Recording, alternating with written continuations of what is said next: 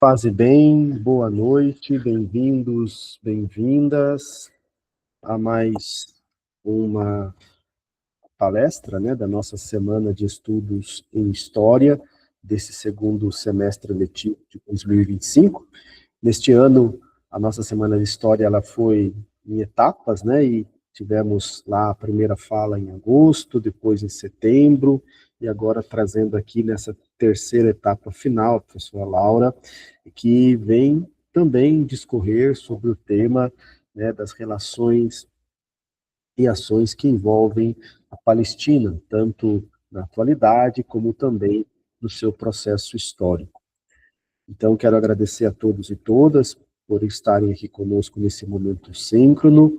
Agradeço desde já também o apoio e todo o respaldo que a Pró-Reitoria de Pesquisa e Extensão e o Grupo de Ensino à Distância nos dão ao curso de História, e também à equipe do marketing de eventos, na pessoa do Daniel, que está aqui nos apoiando, né, na divulgação e também na organização desse evento. Sou o professor Sandro, né, atualmente coordeno o curso de História, Bacharelado e Licenciatura, e com grande alegria, né, trago aqui, né, nesta noite, mais uma vez para vocês, esse momento de formação, esse momento de reflexão, esse momento, acima de tudo, de uma atitude historiadora, a importância que é olharmos para os vários aspectos que envolvem a relação Israel e Palestina, tanto no presente como no passado, para compreendermos de uma maneira crítica, analítica, né, típico do historiador. E é nesse sentido que a professora Laura, né, aceitou o convite da universidade para estar conosco nesta noite, trazendo as suas reflexões. A professora Laura, que é mestranda em História da USP e formada em História pela PUC de São Paulo. Ela tem vários trabalhos que desenvolvem essa perspectiva Israel e Palestina, e, sobretudo, esse tema, né, que nós trazemos para essa noite, que são as suas construções históricas, construções e crises históricas, né? Então, muito obrigado, professora Laura, pelo aceite, pela participação conosco, e passo a palavra, fique à vontade. Boa noite, gente. Obrigada, Sandra. Obrigada à faculdade pelo convite. É um prazer estar aqui hoje. Eu espero que a minha fala seja igualmente prazerosa para vocês, que talvez possa esclarecer algumas dúvidas que vocês tenham ou responder algumas perguntas. Pode compartilhar os slides, por favor?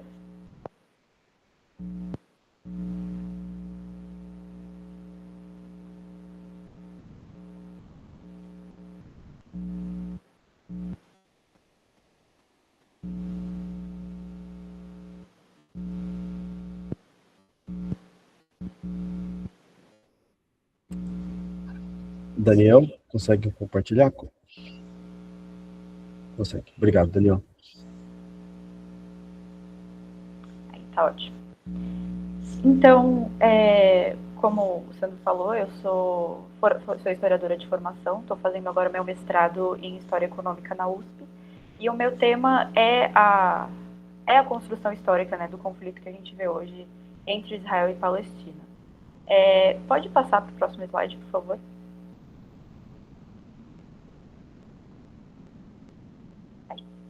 Então, o que eu vou tentar fazer hoje é, como eu falei, reconstruir a história do conflito e principalmente reconstruir a história até 1948, que é quando o Estado de Israel é criado, né? Então, antes de ir para o começo da história, eu quero só recapitular aqui, talvez para quem não conhece tanto, o que acontece, né, nesse ano.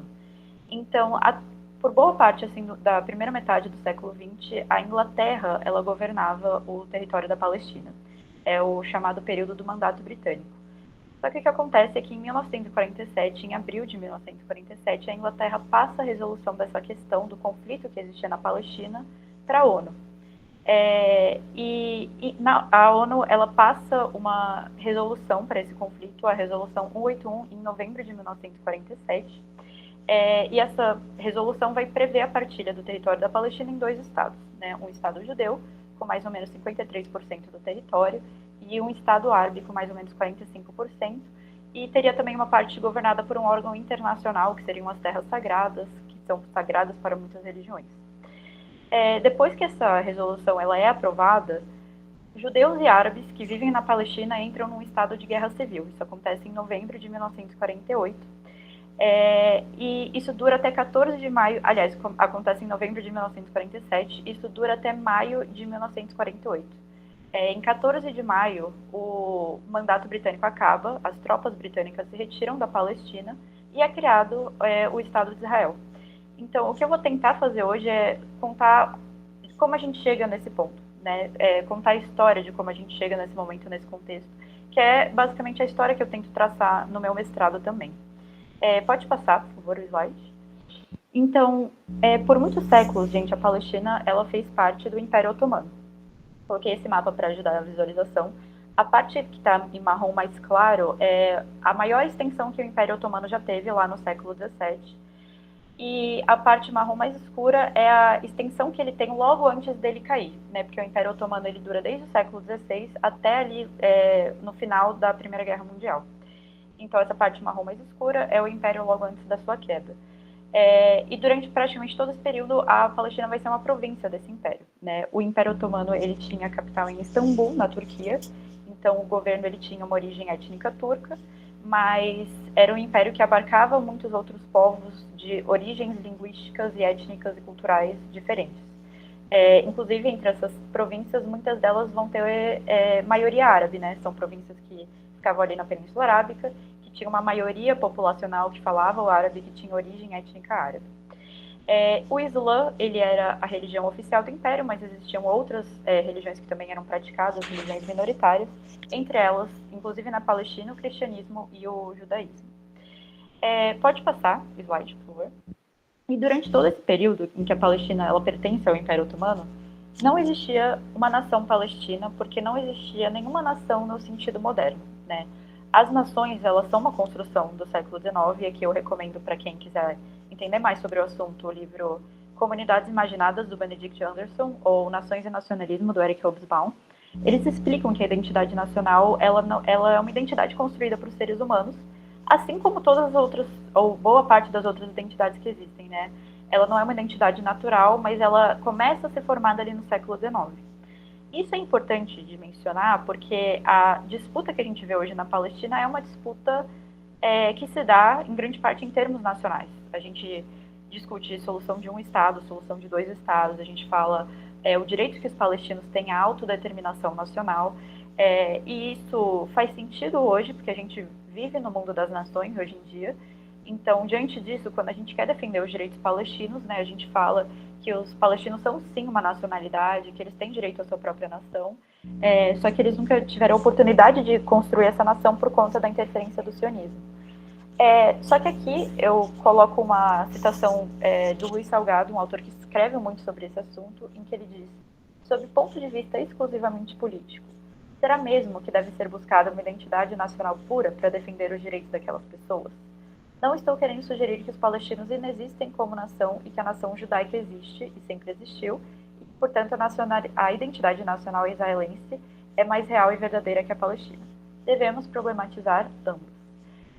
Então, assim, isso é uma das premissas do meu projeto de mestrado e a provocação que eu queria trazer aqui. Quando a gente fala que a nacionalidade palestina é uma construção, a gente não está querendo dizer que eles não têm direitos. A gente está falando que a nacionalidade israelense, sionista, judaica, também é uma construção.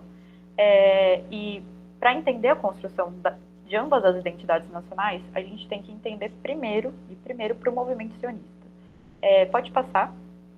O movimento sionista, ele nasce ali na segunda metade do século XIX como um movimento político. Depois vão existir outras vertentes culturais, religiosas, econômicas, mas ele nasce, em essência, como um movimento político e era uma resposta, basicamente, ao que na época era chamado de problema judaico ou questão judaica.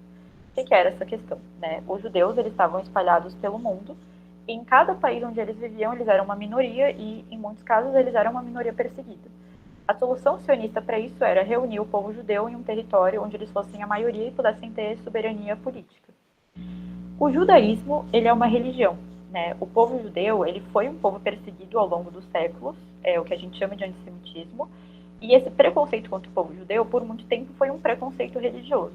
Só que o que acontece é que lá no século XIX, começam a surgir o darwinismo social, as tentativas de cientificação do racismo, de tornar o racismo uma questão científica, né? Toda aquela ideia de hierarquizar as raças humanas, e o judaísmo vai entrar nessa lógica. Ele deixa de ser considerado uma religião para ser considerado uma raça, que hoje a gente sabe que é um conceito que não existe, né? Existe uma única raça humana e vários grupos étnico-linguísticos, e até mesmo o conceito de etnia é muito mais baseado na cultura do que ele é baseado em questões biológicas. Mas essa ideia de que o judaísmo é uma raça vai durar muito tempo, e a gente sabe no que culminou, que foi o regime nazista na Alemanha. Mas voltando ao século XIX, essa perspectiva de raça ela vai ganhar popularidade junto com a ideia de nacionalidade, e alguns rabinos e pensadores e líderes religiosos judeus vão começar a pensar em uma solução para a questão judaica usando esses conceitos.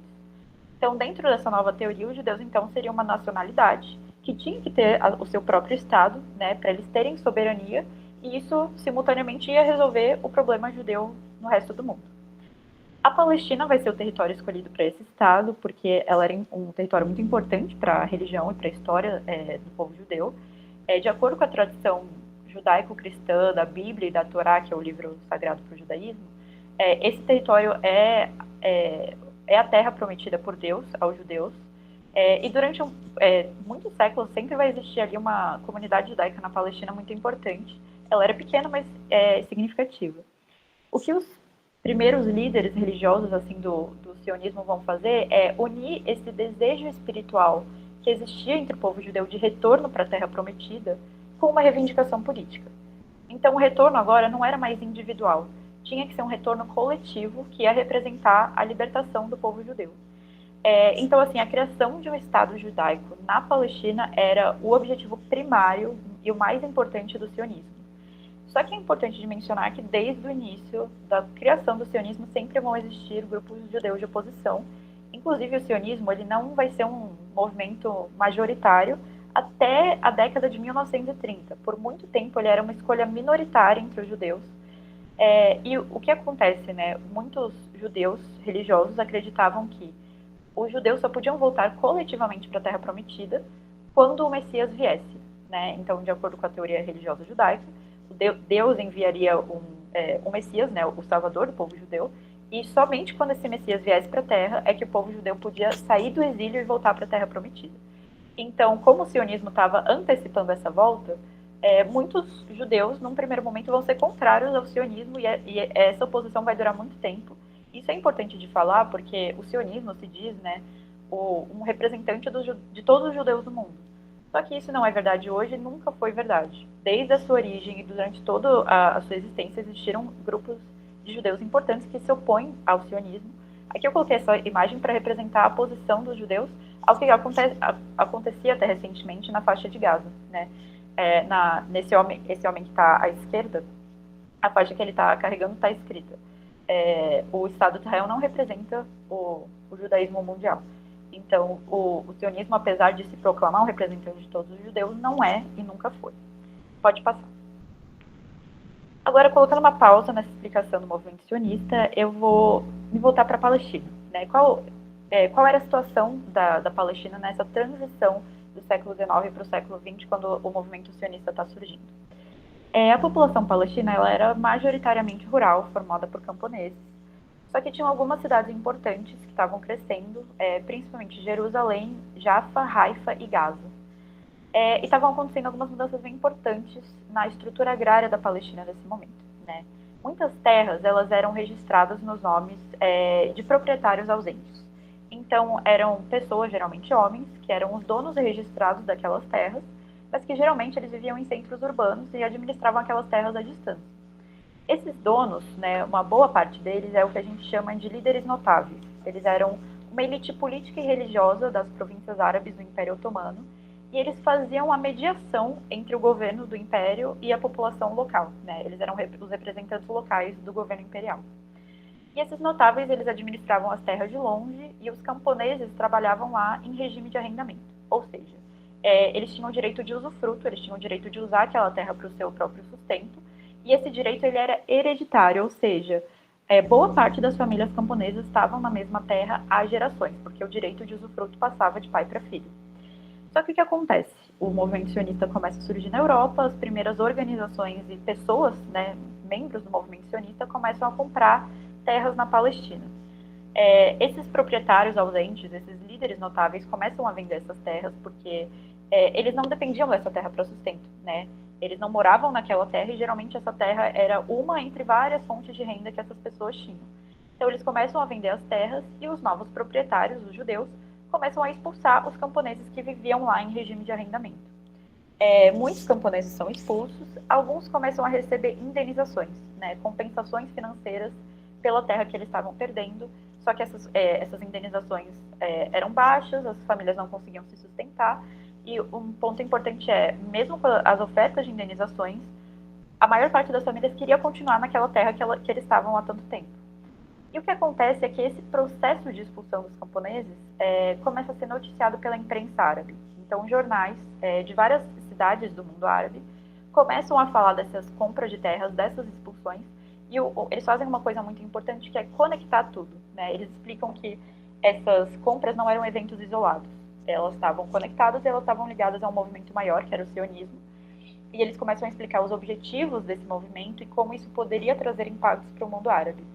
Então, o campeonato palestino ele continua resistindo às compras e às expulsões, inclusive começam a resistir através da força, na mesma medida em que a força também estava sendo usada, né, para ocupar essas terras.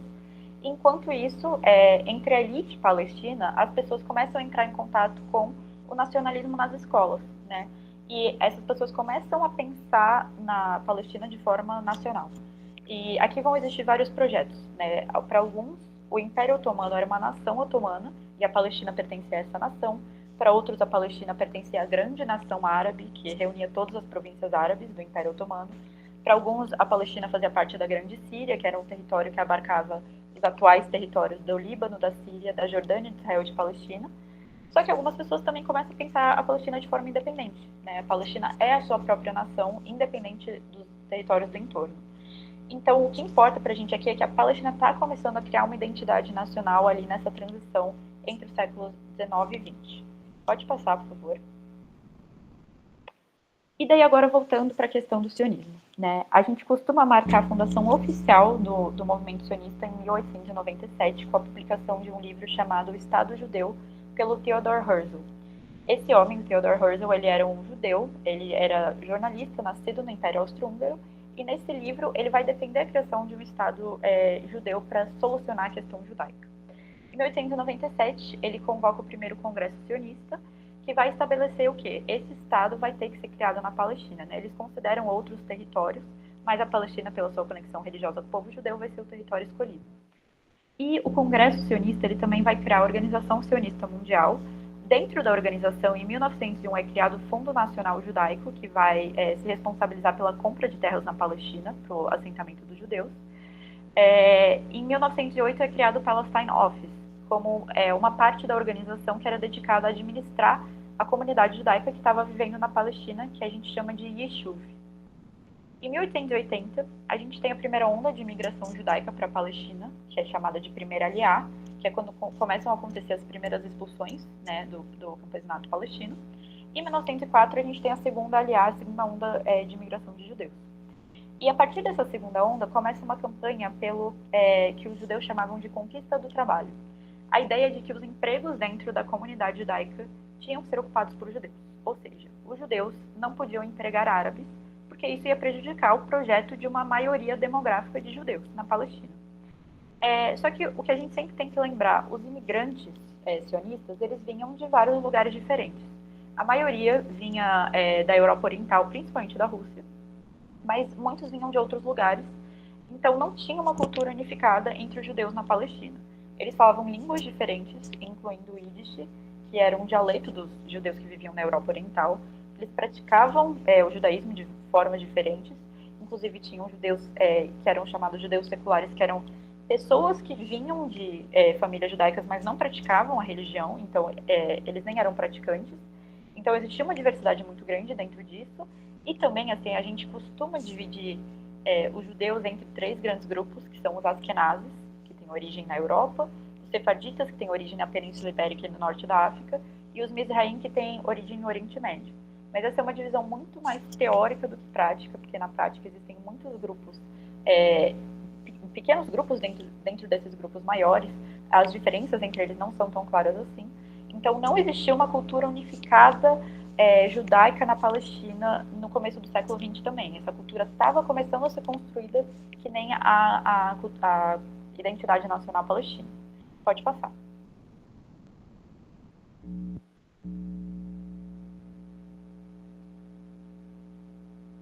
Foi. Agora foi. E agora eu vou dar um salto no tempo.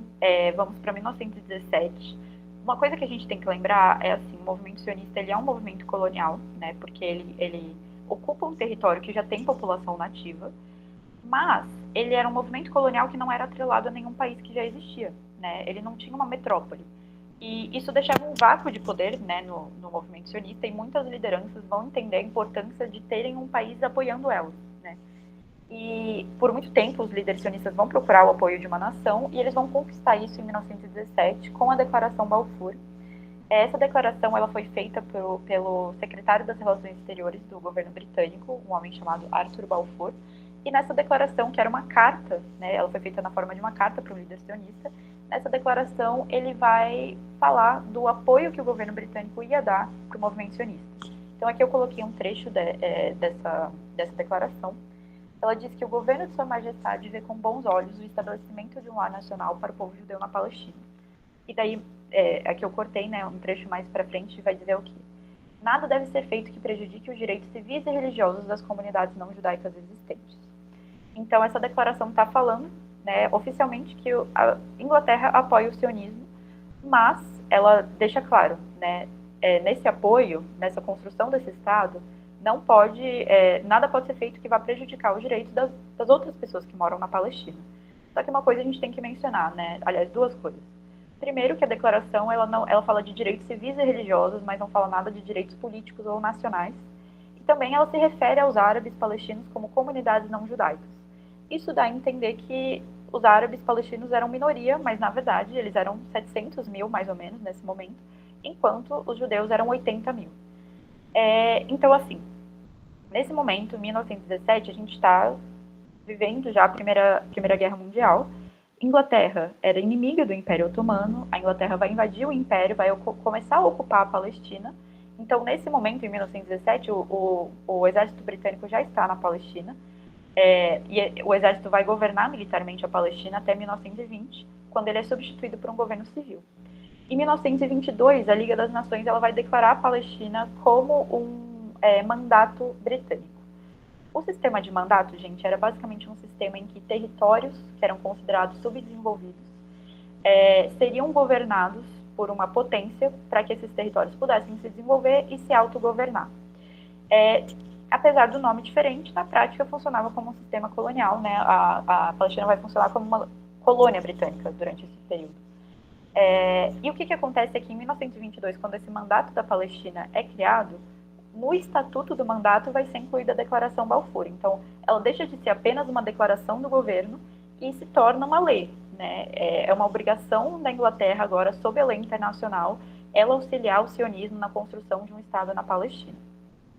Pode passar. Quando essa declaração é publicada, em 1917, é claro que os palestinos vão reagir muito mal a ela, né? Eles vão enviar petições para a Conferência de Paz de Paris, que era a conferência que estava organizando a paz depois do fim da Primeira Guerra Mundial.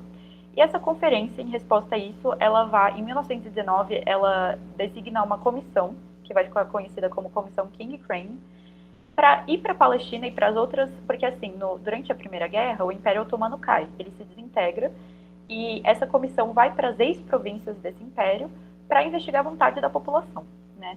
E essa comissão vai para a Palestina, então, vai para as outras ex-províncias, faz um relatório e volta para a Conferência de Paz de Paris com esse relatório, e esse relatório vai falar o quê? Que basicamente a população árabe queria independência política, eles não queriam um governo estrangeiro, e eles, principalmente na região da Palestina, eles se opunham em massa ao sionismo e à Declaração Balfour. Então, o que acontece é que a Conferência de Paz pega esse relatório e arquiva ele, finge que ele nunca foi produzido, e a Inglaterra começa a governar a Palestina e a França começa a ocupar a Síria, os outros mandatos também vão ser formados. Aqui eu coloquei esse mapa, que é o mapa sugerido por essa comissão. Ela sugere, então, a criação da Turquia, esse era o antigo território do Império Otomano. Ela sugere a criação da Turquia, da Armênia e um território que seria a Grande Síria, que incluiria o território da Palestina, da atual Síria, do Líbano, da Jordânia e uma parte do Iraque. Só que essa sugestão de divisão territorial, como eu falei, é arquivada junto com o relatório. Então, assim, de acordo com esse relatório, a população palestina não queria um governo britânico, ela queria independência. Como que ela vai reagir com a criação do mandato britânico, com o início do governo britânico, né? Os políticos notáveis, né, aquela elite que fazia a mediação entre o governo otomano e a população local, eles vão continuar com essa mesma tática, só que agora eles vão mediar as relações entre o governo britânico e a população local. Então eles vão manter uma política de cooperação com o governo britânico, né? Era uma forma de se aproximar, de manter uma boa relação com o governo, enquanto eles tentavam, né, explicar as causas deles para serem contrários ao sionismo, enquanto eles tentavam barrar o sionismo, tentavam diminuir a compra de terras.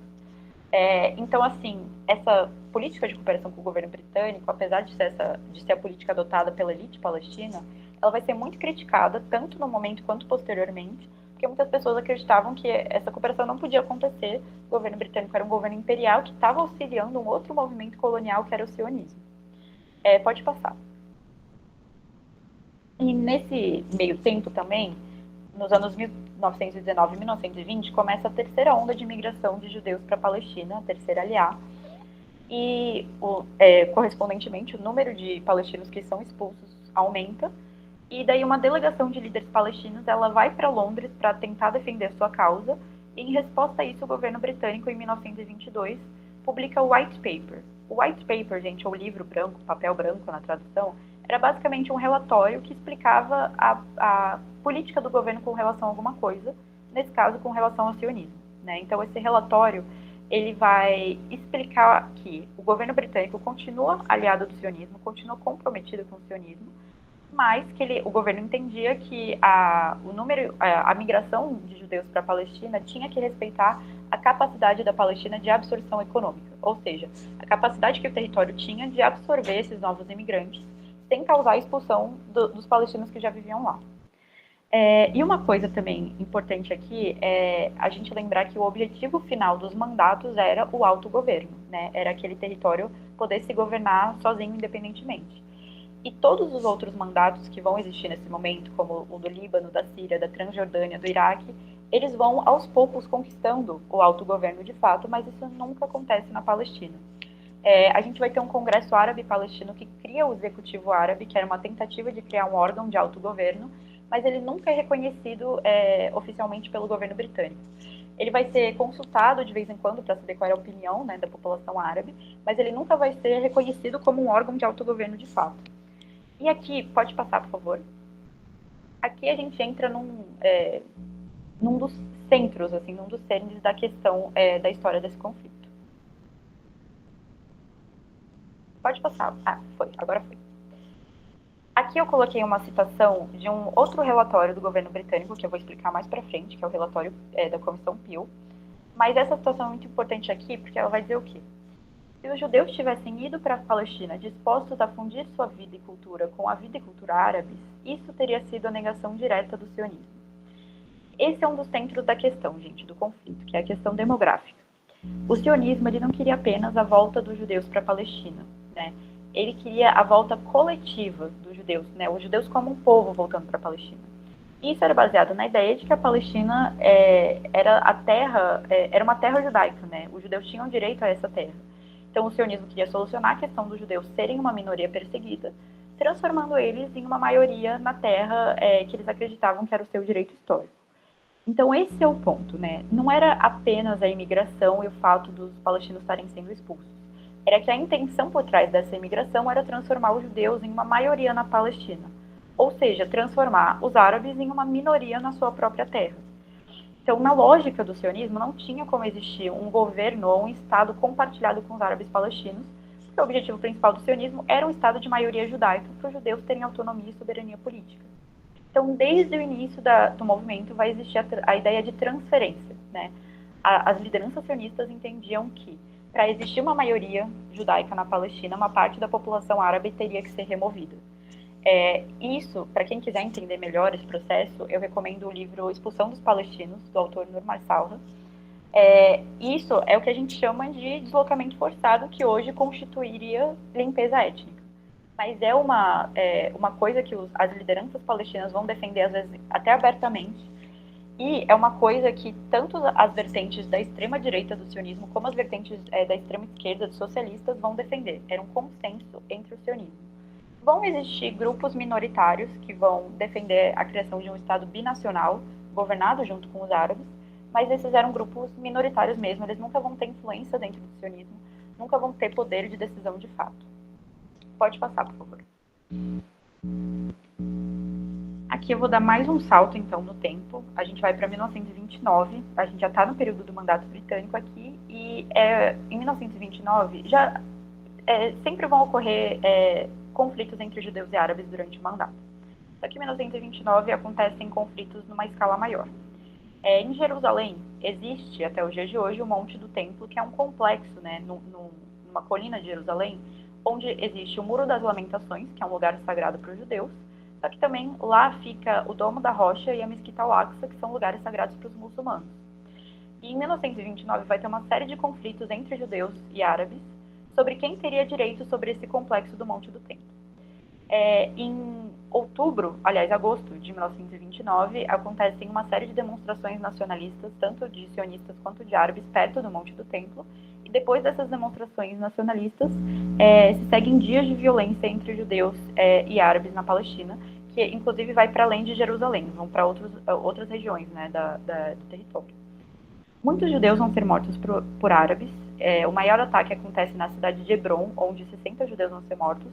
E no total, depois de todos os dias de violência, ficam 133 judeus mortos, 339 feridos, 116 palestinos mortos e 232 feridos. Pode passar.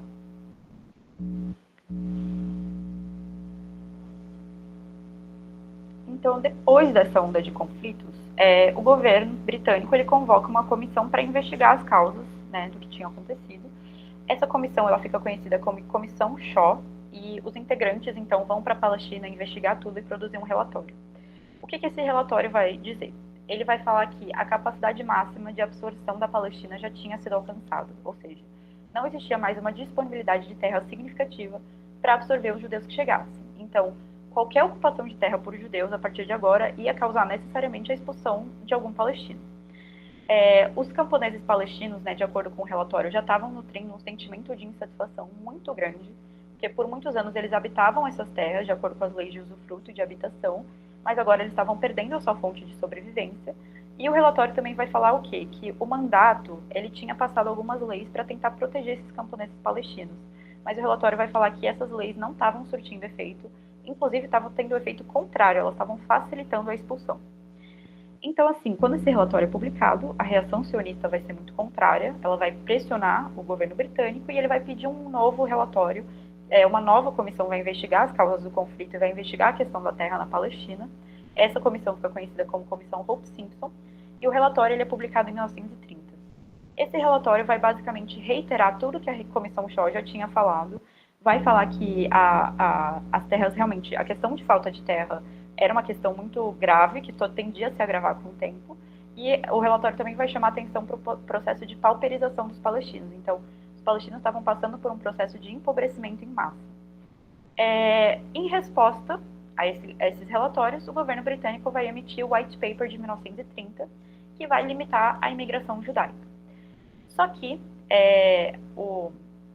a reação sionista a esse White Paper vai ser muito contrária também, e o governo britânico logo vai voltar atrás, né? Então, no White Paper, ele fala que a imigração judaica tinha que ser reduzida, tinha que ser restringida, só que depois da pressão sionista, poucas semanas depois, o governo volta atrás em uma carta. O primeiro-ministro britânico, chamado Ramsay MacDonald, ele escreve uma carta para um líder sionista. Essa carta ela fica conhecida como Carta MacDonald. Nessa carta, ele vai basicamente reafirmar o compromisso do governo britânico com o sionismo, vai voltar atrás na restrição da imigração judaica. E essa carta ela fica conhecida entre os palestinos como Black Letter, né? Uma carta negra em oposição ao livro branco, que tinha sido uma conquista para os palestinos, porque estava limitando a imigração judaica. Agora a gente tem a carta negra que estava voltando atrás nessas conquistas. Pode passar. Então, assim, no começo da década de 30, na Palestina, a gente está num cenário de crise muito grande, tanto por conta da violência e dos conflitos que só estão se agravando entre judeus e árabes, também por conta de uma crise econômica muito grande que está acontecendo. Os camponeses palestinos continuam sendo expulsos em massa, a gente tem a ascensão do regime nazista na Europa, então os judeus estão emigrando em números cada vez maiores, e as tensões aumentam até que a gente chega na grande revolta árabe, que começa em 1936. O estopim para a revolta é uma situação que acontece numa estrada no interior da Palestina. Um grupo de árabes rouba alguns carros e mata 2 judeus. E na noite seguinte, 2 árabes que moravam perto dessa estrada também vão ser mortos. Daí começa uma onda de ataques mútuos entre judeus e árabes. Alguns líderes palestinos que eram contrários àquela ideia de cooperação com o governo britânico, eles vão convocar uma greve geral. Essa greve dura 6 meses até que ela é interrompida. E nessa interrupção, o governo britânico chama uma nova comissão para investigar as causas dessa revolta. Pode passar, por favor. Essa comissão, ela fica conhecida como Comissão Peel, então os seus membros vão para a Palestina investigar as causas da revolta e produzem um relatório que é publicado em 1937. E esse relatório, ele identifica, né, 2 causas centrais para a revolta. A primeira é a existência de 2 movimentos nacionalistas que eram inconciliáveis. Então, existiam 2 movimentos nacionais, os 2 queriam o território inteiro, nenhum deles queria uma parte da Palestina, os 2 queriam a Palestina inteira. E eles eram movimentos nacionais contrários, eles eram inconciliáveis, mas existiam no mesmo território. E a segunda causa que esse relatório vai encontrar para o conflito vai ser a questão da terra, né? Então, eles vão explicar o processo de desapropriação dos palestinos, né? Muitos camponeses estavam sendo expulsos das suas terras. Quando eles recebiam indenizações, elas não eram suficientes para sustentar as famílias. Então, assim, para solucionar esse esgotamento de terras, o relatório da comissão sugere algumas coisas, inclusive a implementação de novas formas de agricultura que requeriam menos espaço, né, menos metros quadrados. Só que essas mudanças já tinham sido sugeridas antes, elas eram difíceis de serem implementadas na prática. Então, a sugestão final do relatório vai ser, pela primeira vez, a partilha da Palestina, a partilha territorial. Aqui eu coloquei uma citação, né, do relatório, que diz que metade de um pão é melhor do que pão nenhum. Se a partição não oferece nenhuma das partes tudo o que ela quer, ela oferece a cada uma o que ela mais quer, liberdade e segurança. Então, essa ideia de que os autores do relatório entendiam que nenhum dos 2 lados queria apenas uma parte do território, mas que uma parte do território era melhor do que território nenhum. E também, junto com essa proposta de partilha territorial, a Comissão Peel também vai recomendar a transferência de uma parte da população árabe. Então, uma parte tinha uma concentração de árabes nesse território verde. Esse mapa é a sugestão do relatório, né? A parte verde seria o Estado judeu e a parte amarela seria o Estado árabe. E a parte vermelha seria governada por um órgão internacional. A parte verde, que seria o Estado judeu, ela tinha uma concentração muito grande de árabes. E o relatório, então, vai recomendar a transferência, né, desses árabes para a parte amarela. Só que isso, como eu já falei, constitui um deslocamento forçado, né, limpeza étnica, só que é uma recomendação que o relatório vai fazer abertamente. Pode passar, por favor. A publicação do relatório vai ser muito mal recebida pelos árabes, eles não queriam a partilha do território.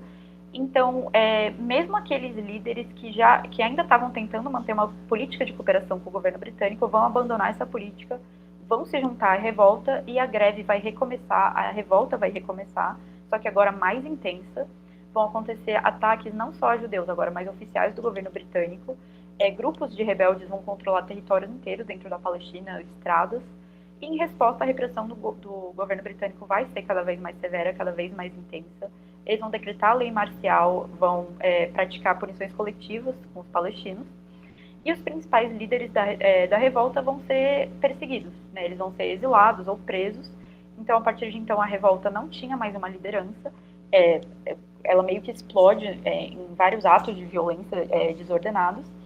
E a revolta acaba em 1939. Os britânicos usam uma força militar muito grande, conseguem reprimir os revoltosos, e depois do fim da revolta, o governo britânico ele publica o White Paper de 1939, que vai restringir a imigração judaica. Então agora tem um número máximo de imigrantes que podem ir para a Palestina por ano.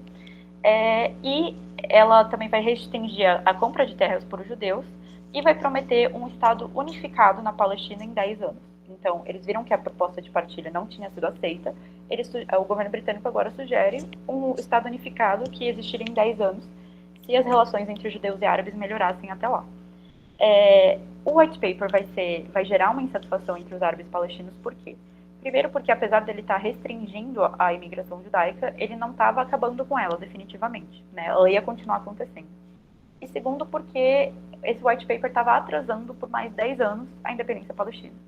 Então, enquanto outros mandatos já estavam conquistando o autogoverno, estavam conquistando a independência, a Palestina ainda ia ter que esperar mais 10 anos para isso acontecer. Pode passar. Entre os judeus, o White Paper também vai ser muito mal recebido, porque ele estava diminuindo a imigração judaica no momento em que a violência antissemita na Europa estava no seu auge até então, né? O regime nazista já estava no poder na Alemanha, a perseguição aos judeus estava muito grande. Então a liderança sionista ela vai se dividir por conta do White Paper, né? Vai existir um setor mais radical que vai se declarar inimigo da Inglaterra a partir de agora. Nesse setor mais radical vão estar dois grupos paramilitares sionistas, que são o Irgun e a Stern Gang, que depois vai ser chamado de Lehi. E vai ter um setor mais moderado, que vai falar, ok, somos contrários ao White Paper, mas o nosso inimigo principal agora é a Alemanha nazista. Entre esse setor moderado vai ter o David Ben-Gurion, que vai ser o primeiro-ministro do Estado de Israel, e ele vai dizer que ele vai lutar junto com a Inglaterra contra a Alemanha como se não existisse o White Paper, e ele ia se opor ao White Paper como se não existisse guerra. É importante falar um pouquinho mais do White Paper, gente, porque qual era a questão dele, né, do White Paper de 1939? Era que ele estava restringindo a imigração judaica no momento em que fugir da Europa era uma questão de vida ou morte para os judeus. Só que a gente tem que lembrar que muitos outros países barraram, restringiram ou dificultaram a imigração judaica nesse momento. Inclusive a Inglaterra, os Estados Unidos, o Canadá e o próprio Brasil. Então existia uma expectativa de que a responsabilidade por acolher os judeus tinha que ser exclusiva da Palestina. E aqui também a gente entra numa das questões centrais sobre a história do conflito, que é o antissemitismo, ele é historicamente uma questão ocidental, né? Ele teve o seu auge na Alemanha, mas por muitos séculos outros países participaram na perseguição aos judeus de várias formas.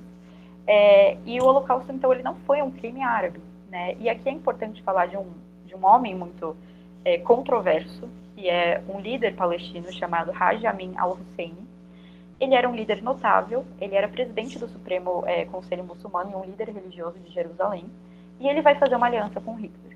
Ele vai pedir o apoio da Alemanha para a independência palestina em troca do apoio dos árabes para o eixo. Só que essa aliança nunca se concretiza de fato, porque a Alemanha nunca se compromete com a independência palestina, mas ele vai prestar apoio para a propaganda nazista, para o regime nazista. E o que acontece?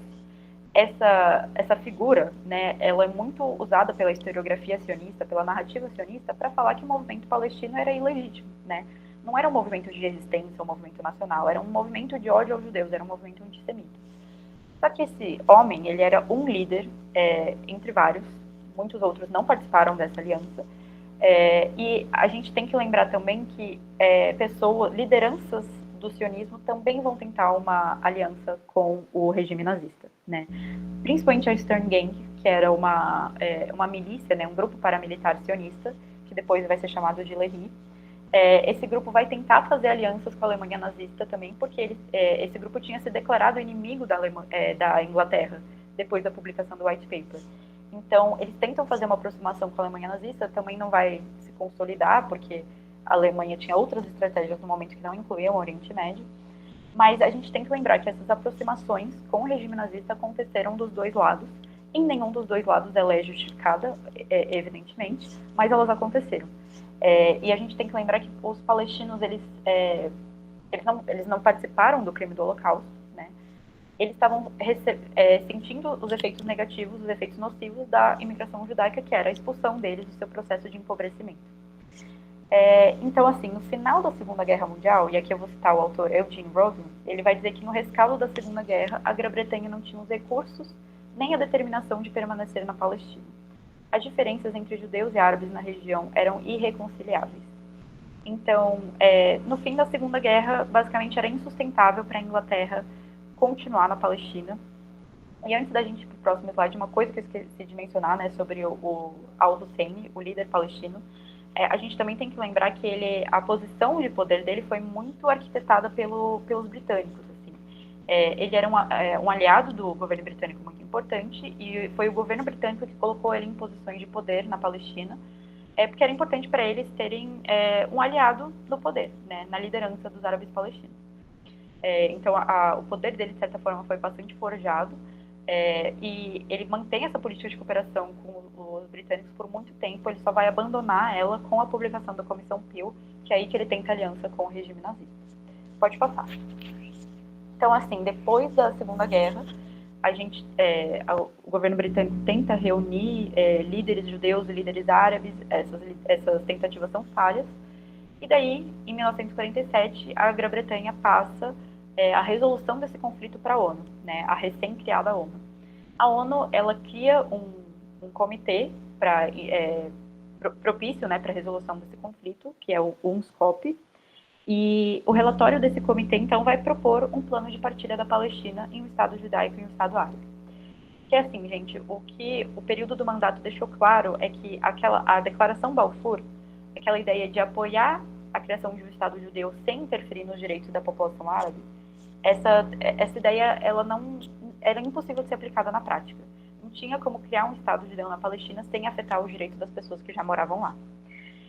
Então, em novembro de 1947, em uma assembleia que foi presidida por um diplomata brasileiro, chamado Oswaldo Aranha, o plano de partilha ele vai ser votado. Esse é o mapa do plano de partilha, então a parte amarela seria o Estado árabe, ele ficaria fragmentado, e a parte verde seria o Estado judeu.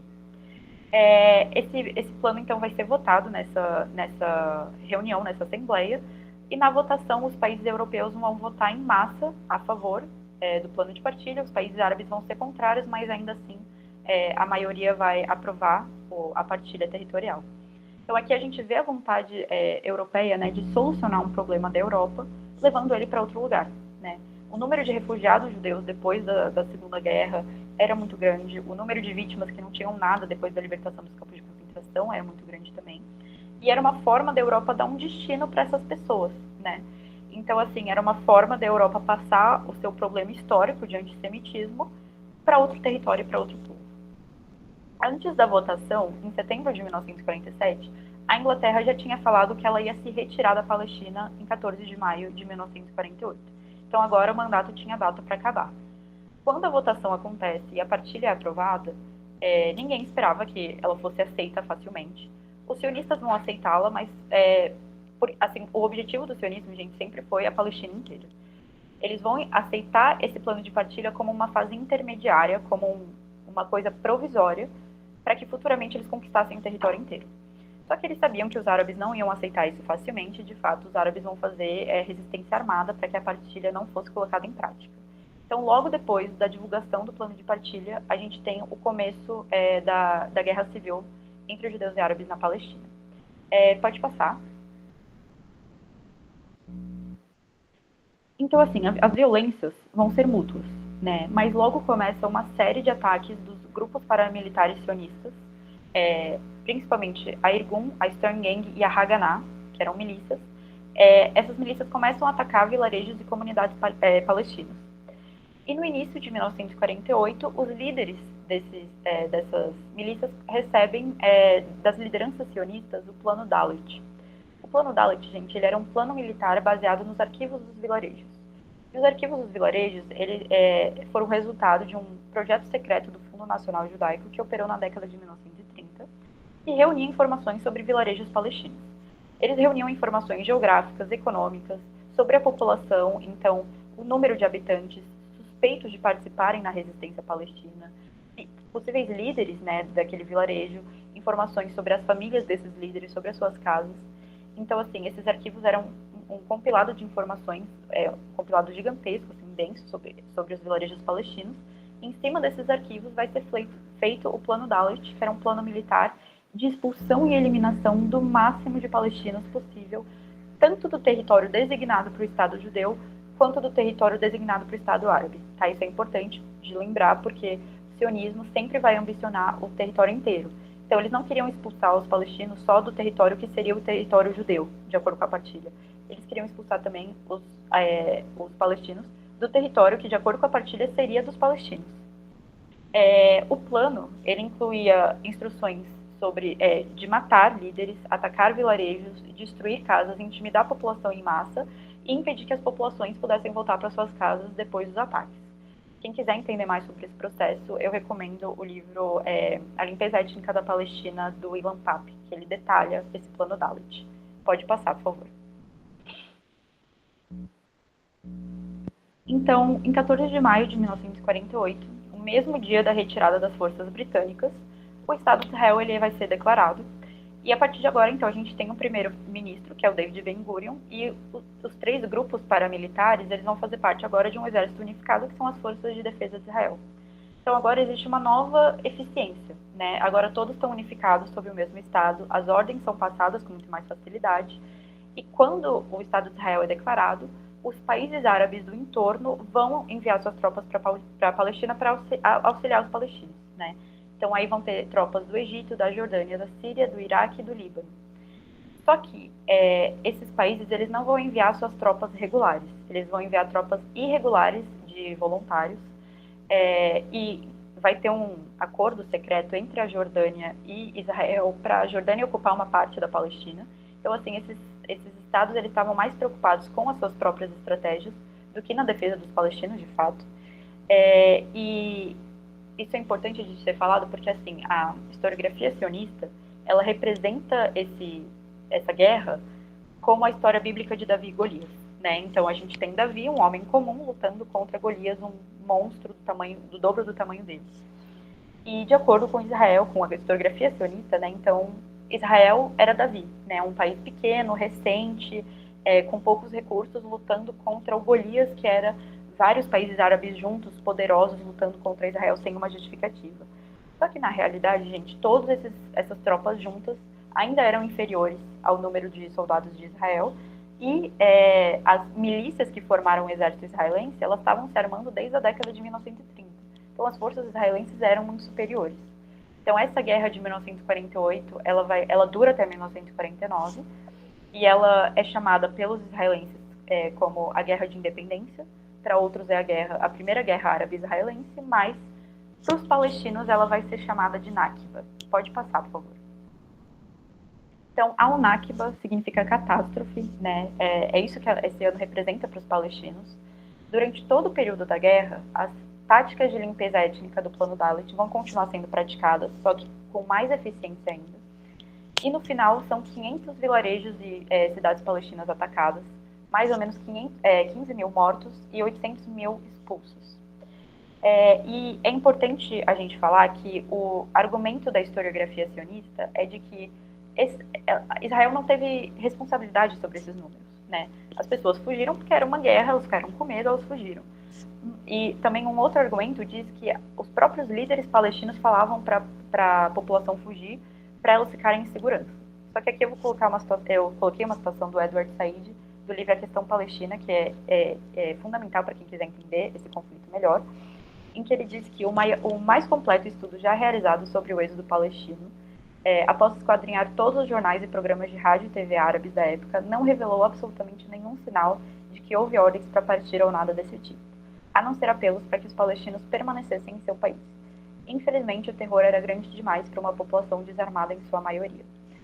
Ou seja, não houve chamado dos líderes árabes para que os palestinos fugissem. Eles fugiram porque eles foram expulsos. Então, essa é a Nakba para os palestinos, né? Muitos fugiram para outras regiões dentro da Palestina que estavam mais seguras, ou eles foram para os países árabes do entorno, ou eles foram para outros países, como Estados Unidos, Inglaterra, o próprio Brasil. Só que o que acontece é que muitos dos que fugiram nunca conseguiram voltar, porque em 1950 Israel passa a lei de propriedade de ausentes, que basicamente autoriza o Estado de Israel a confiscar terras daqueles que fugiram na Nakba. Então agora essas terras são propriedade do governo de Israel, e elas vão ser distribuídas para os judeus que estão indo para Israel em números cada vez maiores, porque Israel também vai passar a lei do retorno de 1950, que vai dar o direito de cidadania israelense para qualquer judeu em qualquer lugar do mundo. Então, esses judeus podiam ir para Israel e receber terras que foram confiscadas de palestinos que fugiram durante a Nakba. E agora, pode passar, por favor. Para finalizar mesmo, eu coloquei esses mapas que basicamente contam a história, né, da Palestina. Então, o primeiro mapa de 1897, aliás, é a Palestina ainda fazendo parte do Império Otomano.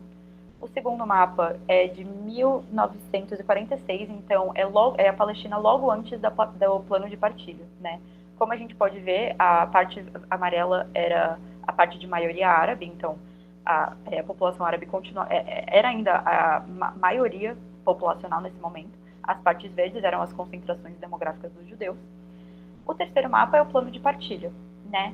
E daí o quinto mapa é como a Palestina ficou depois da guerra de 1948. Então, como a gente pode ver, tem uma redução aí do território palestino, porque Israel ocupa uma parte do território que estava designado para o Estado palestino de acordo com o plano de partilha. E também o que vai acontecer é a Jordânia, durante a guerra de 1948, vai ocupar essa parte amarela da direita, que é a Cisjordânia, e o exército egípcio vai ocupar a parte de Gaza, que é essa parte amarela da esquerda no litoral. Então, no final da guerra de 1948, a gente não tem Estado palestino. A gente tem território que deveria ser Estado palestino ocupado por Israel, ocupado pela Cisjordânia, que é a Cisjordânia, e ocupado por Egito, que é a parte de Gaza. O quinto mapa, aliás, desculpa, é de 1967, que é depois da Guerra dos 6 Dias, que é uma das guerras árabes israelenses também. E depois dessa guerra, Israel vai pegar, aliás, conquistar a Cisjordânia da Jordânia e Gaza do Egito. Então, a partir daí, Israel começa a ocupar a Cisjordânia e Gaza, e o último mapa de 2012 representa isso, né? Porque a Cisjordânia está completamente penetrada por parte verde, né? Então, desde 1967, Israel começa a construir colônias e assentamentos dentro da Cisjordânia, assentamentos completamente ilegais, de acordo com a lei internacional. E o que Israel vai fazer em Gaza, né? Israel invade Gaza, ocupa Gaza, constrói colônias, mas a concentração demográfica de palestinos em Gaza era muito grande. E a resistência em Gaza sempre vai ser muito intensa. Então, nos anos 2000, Israel se retira.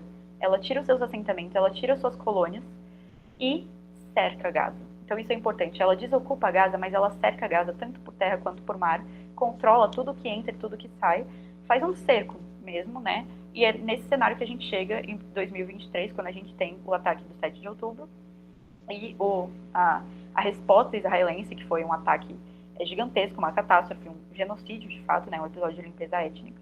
Então é isso que acontece em Gaza, mas diante dessa atrocidade, né, que foram os últimos anos, a gente esqueceu um pouco o que estava acontecendo na Cisjordânia. Na Cisjordânia, a gente todos os dias aumentam o número de colônias e de assentamentos completamente ilegais de acordo com a lei internacional, porque essa região, de acordo com a lei internacional, deveria ser um Estado palestino. Mas ela está totalmente ocupada por Israel. E para quem quiser entender mais sobre isso, eu recomendo o documentário que ganhou o Oscar, No Other Land. Eles relatam a história de um vilarejo palestino que está sendo completamente massacrado, né, para dar lugar para uma colônia judaica. Então, essa situação do Estado palestino, né, ele nunca foi viabilizado. Ele é criado pelo plano de partilha, mas logo no ano seguinte, em 1948, ele é invadido por Israel, Jordânia e Egito. Em 1967, Israel recupera, aliás, conquista, né, a Cisjordânia da Jordânia e Gaza do Egito, e começa esse plano de ocupação. E pode passar, no final eu coloquei só as referências bibliográficas que eu usei para fazer a apresentação, preparar a palestra, e também fica de recomendação para quem quiser entender mais sobre o assunto.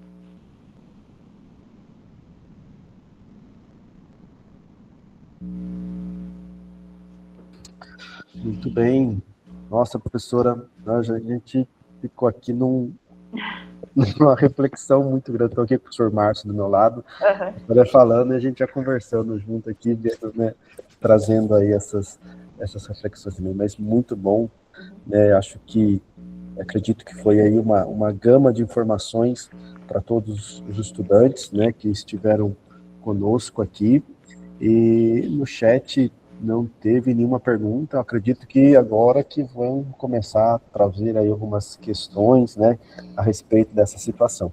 E é muito importante, eu acho que a fala sua como um todo, né, faz a gente entender que esse processo, né, essa crise Palestina e Israel, não é algo só ali entre eles, né, ou recente, é algo que realmente tem que ser pensado todo um processo, um projeto de, de domínio que foi sendo pensado, né, e foi sendo construído no decorrer da história, e que hoje é uma consequência, né, o que a gente vê hoje ali é uma consequência de todo esse processo que foi apresentado aí. E é interessante a gente pensar, né, que já falou da questão bíblica, né, na própria dinâmica dos tempos bíblicos, né, a própria região ali já era uma região de conflito muito grande, né, diante dos povos ali, os povos semíticos, cananeus que viviam todo naquela situação. Então, eu acho que é muito válida essa fala, justamente para se perder um pouco da superficialidade de entender esse processo, né, professor? Sim, isso é importante a gente lembrar que a história não começou no 7 de outubro, né? Ela vem de muito antes. E, que nem se falou, é um conflito por natureza internacional, né? Porque envolve árabes de outros países e judeus que vivem no mundo inteiro, né? Então, sim, fazer essa reconstrução é muito importante para entender o que está acontecendo hoje. Exatamente. Alguma questão no chat, se desejarem, ou se também quiserem colocar aqui com a mãozinha, é só pedir a palavra e eu passo a palavra. Professor Márcio também, se desejar alguma consideração, fique à vontade.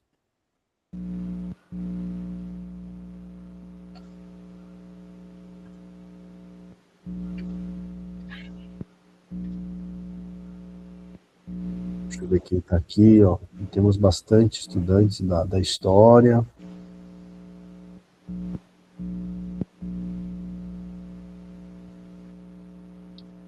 O pessoal é tímido, professor. Assim que um começar, aí segue todo mundo. Tem que um abrir a fileira, como sempre.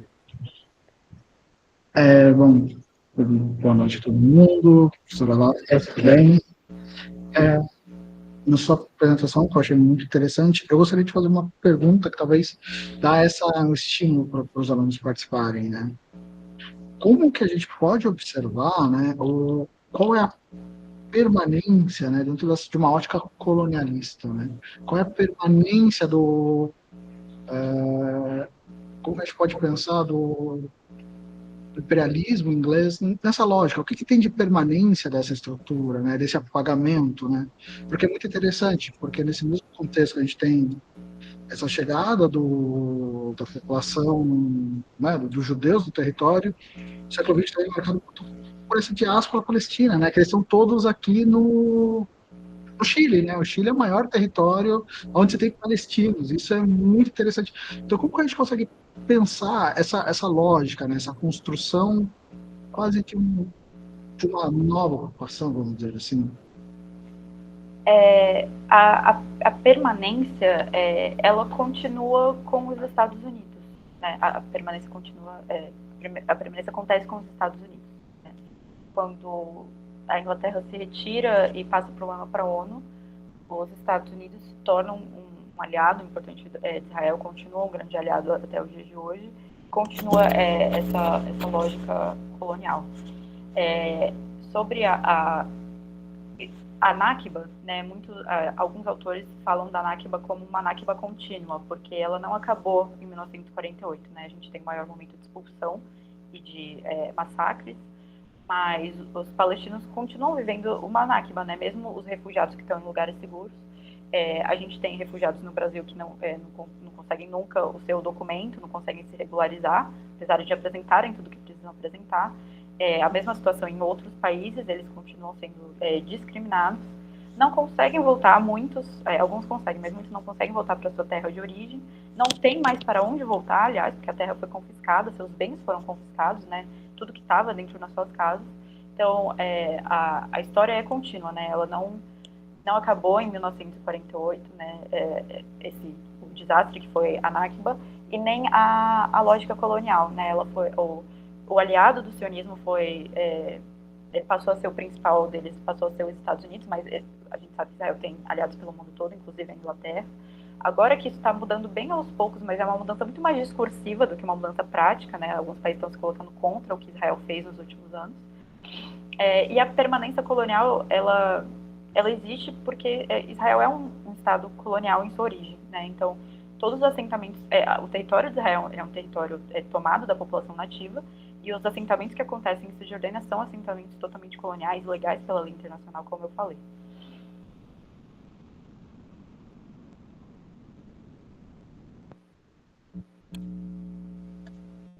Muito bem, é interessante a gente pensar essa perspectiva colonialista, né, que continua, né, esse neocolonialismo, podemos assim dizer, tanto da própria presença de Israel ali, como também nessa questão geopolítica, né, colocada, e que eu acho que também cabe aqui uma reflexão, né, pessoal, que vai, muitas vezes, governos, como, por exemplo, o recente governo que a gente teve de ultradireita, acaba entrando nessa onda também, né, enfatizando um pouco dessa dinâmica de que os povos, no caso palestinos, eles estão ali como invasores, né, e não, ou até mesmo, eu diria, né, não são considerados nem povos civilizados.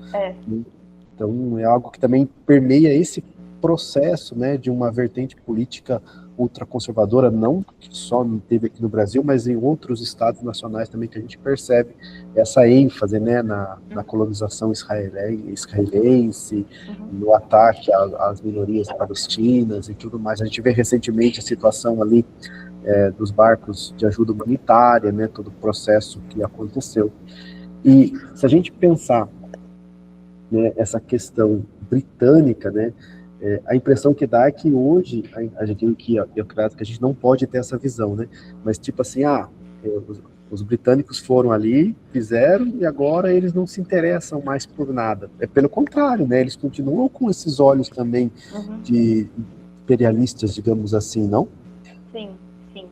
Isso é importante, né? Eu não mencionei isso quando eu falei da Declaração Balfour, mas ele não foi feita por boa vontade, né, dos britânicos. Eles tinham interesses muito claros ali na região. E os interesses continuam até o dia de hoje, porque isso entra também na primeira parte do que você falou. A gente olha para os povos do Oriente Médio de forma geral e para os palestinos em particular com um olhar de estranhamento, porque eles são diferentes da gente, é outra religião. De algumas décadas para cá, houve uma onda de radicalização, né, de movimentos muçulmanos.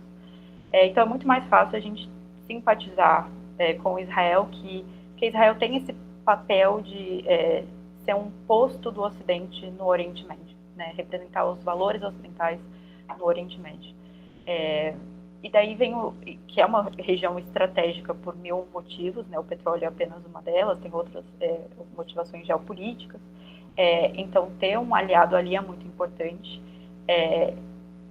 E por isso que isso é um dos motivos, né, pelos quais tantos países hesitam em cortar relações com Israel de fato, né, porque fazer discursos reconhecendo o Estado palestino, óbvio, é muito importante, mas cortar as relações econômicas, que talvez surtiriam mudanças mais práticas, isso poucos países fizeram, né, porque é uma estratégia muito importante ter um país que represente seus interesses naquela região.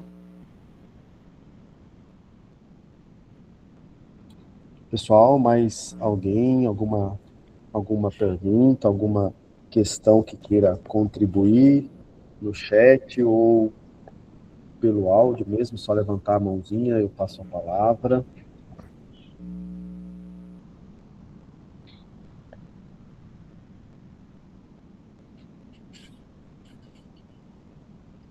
Que o pessoal ficou aí, tá pensando aí, todos questionando a fala, né?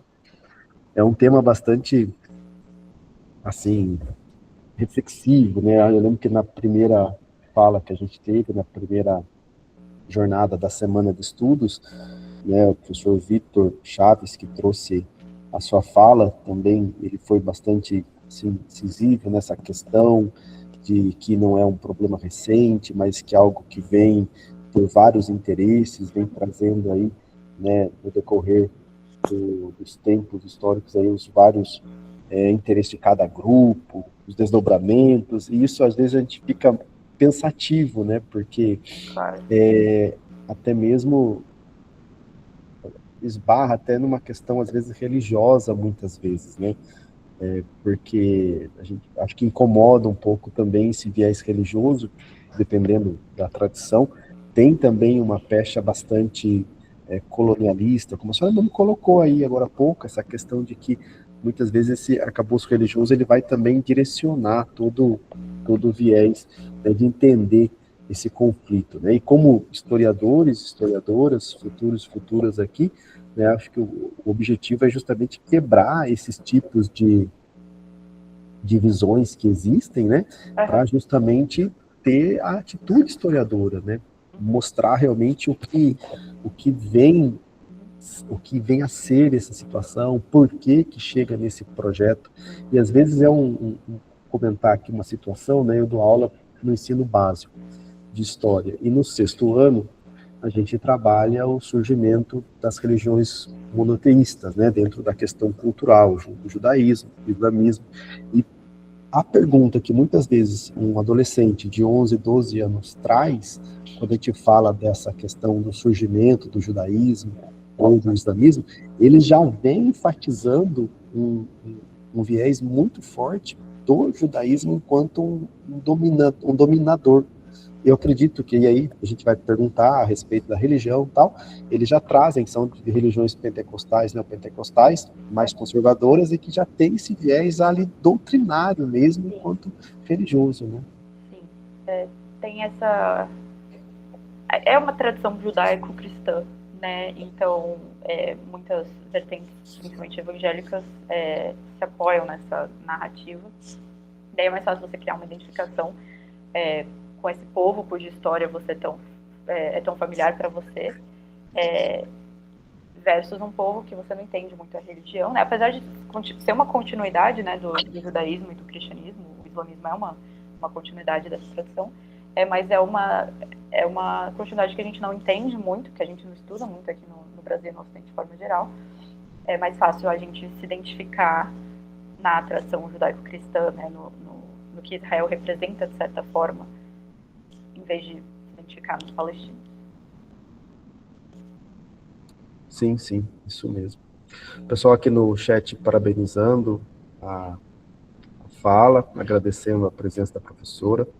E também nós, então, agradecemos, professora, essa sua participação, essa exposição, que eu acredito que veio finalizar de maneira brilhante todo o percurso da Semana de História, né? Começamos lá atrás, nos aspectos, né, bíblicos, históricos, um pouco trazendo a presença, né, atual, e agora, mais uma vez, essa revisitação, né, do processo histórico, sobretudo desse momento protetorado britânico, que ilumina muitas reflexões do que a gente tem hoje.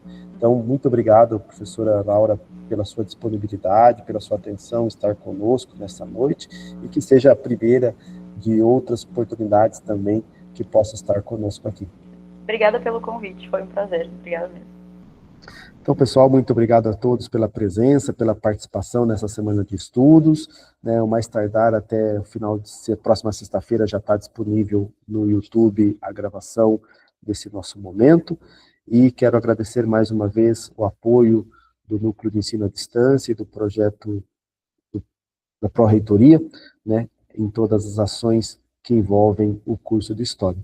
E paz e bem, e até uma próxima oportunidade para todos. Tchau, tchau.